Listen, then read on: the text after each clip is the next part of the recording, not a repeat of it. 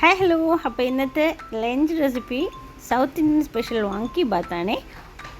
നമ്മുടെ കുട്ടി കുട്ടി വഴുതനങ്ങയില്ലേ, അത് വെച്ചിട്ട് തയ്യാറാക്കുന്ന ഒരു കിടിലൻ റൈസാണ്. അപ്പോൾ ഞാൻ ഒരു 8 ചെറിയ വഴുതനങ്ങ എടുത്തിട്ടുണ്ട്. അത് ഇങ്ങനെ ഞെട്ടൊന്നും കളയുന്നില്ല, 4ആയിട്ട് കീറി അകത്ത് ആൾത്താമസമൊന്നുമില്ല, നമുക്കൊന്ന് ഉറപ്പ് വരുത്തണം. പിന്നെ അത് കഴുകി മാറ്റി വെക്കാം. കുറച്ച് മസാല, മുളക് പൊടി, മഞ്ഞൾപ്പൊടി, ഗരം മസാല, ആവശ്യത്തിന് പെരുങ്കായത്തിൻ്റെ പൊടി, ആവശ്യത്തിന് ഉപ്പും ചേർത്തിട്ട് കുറച്ച് വെളിച്ചെണ്ണയും കൂടെ ഒഴിച്ചിട്ട് നമുക്ക് നന്നായിട്ടൊന്ന് മിക്സാക്കി ഇതായി കട്ട് ചെയ്ത് വെച്ചേക്കുന്ന വഴുതനങ്ങയുടെ അകത്ത് നന്നായിട്ടൊന്ന് സ്റ്റഫ് ചെയ്ത് കൊടുക്കാം. ഇത് നന്നായിട്ടൊന്ന് മാരിനേറ്റ് ചെയ്ത് വെക്കണേ. അകത്തും പുറത്തുമൊക്കെ നന്നായിട്ടൊന്ന് തേച്ച് പിടിപ്പിച്ചിട്ട് നമുക്ക് കുറച്ച് നേരം മാറ്റി വെക്കാം. പിന്നെ ഒരു ചട്ടി എടുത്തിട്ട് കുറച്ച് നല്ല നാടൻ വെളിച്ചെണ്ണ ഒഴിച്ചു കൊടുക്കുന്നുണ്ട്. നോർമലി ഇത് നല്ലെണ്ണയ്ക്കകത്താണ് കേട്ടോ ഈ ഒരു ഡിഷ് ഉണ്ടാക്കുന്നത്.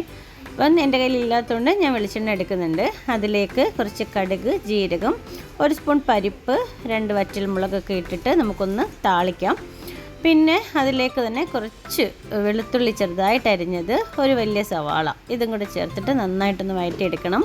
അത്യാവശ്യം ഒന്ന് വഴണ്ട് വരുമ്പോഴേ ആവശ്യത്തിന് വലുപ്പമുള്ളൊരു തക്കാളിയും കൂടെ ചെറുതായിട്ട് ഇതുപോലെ അരിഞ്ഞിട്ട് അതും കൂടെ ചേർത്ത് നന്നായിട്ടൊന്ന് വഴറ്റിയെടുക്കാം.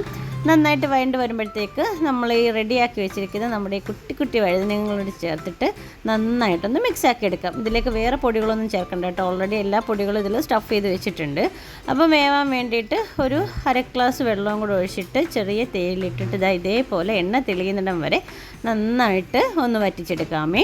ഞാനിവിടെ പൊന്നി റൈസാണ് എടുത്തേക്കുന്നത്. വേവിച്ച് വെച്ചേക്കുന്ന 2 കപ്പ് റൈസും കൂടെ അതിലേക്ക് ഇട്ട് കൊടുത്തിട്ട് ഈ ചോറും നമ്മുടെ ഈ മസാല കൂട്ടും എല്ലാം കൂടെ ഒന്ന് മിക്സാക്കി എടുത്താൽ മതി. കിഡിലും ടേസ്റ്റാണ് കേട്ടോ കഴിക്കാം. വേറെ കറികളൊന്നും വേണ്ട, 1 പോട്ട് റെസിപ്പിയാണ്. പെട്ടെന്ന് തന്നെ നമ്മുടെ ലഞ്ച് ബോക്സിലേക്കൊക്കെ സെറ്റ് ചെയ്യാം.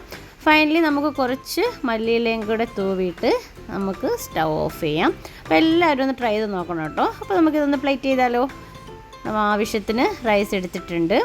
അപ്പോൾ ഇതിൻ്റെ കൂടെ സൈഡ് ഡിഷായിട്ട് ഞാൻ 2 പപ്പടമാണ് കേട്ടോ എടുത്തേക്കുന്നത്. പപ്പടവും കുറച്ച് സലാഡും കൂടെ എടുത്തിട്ടുണ്ട്.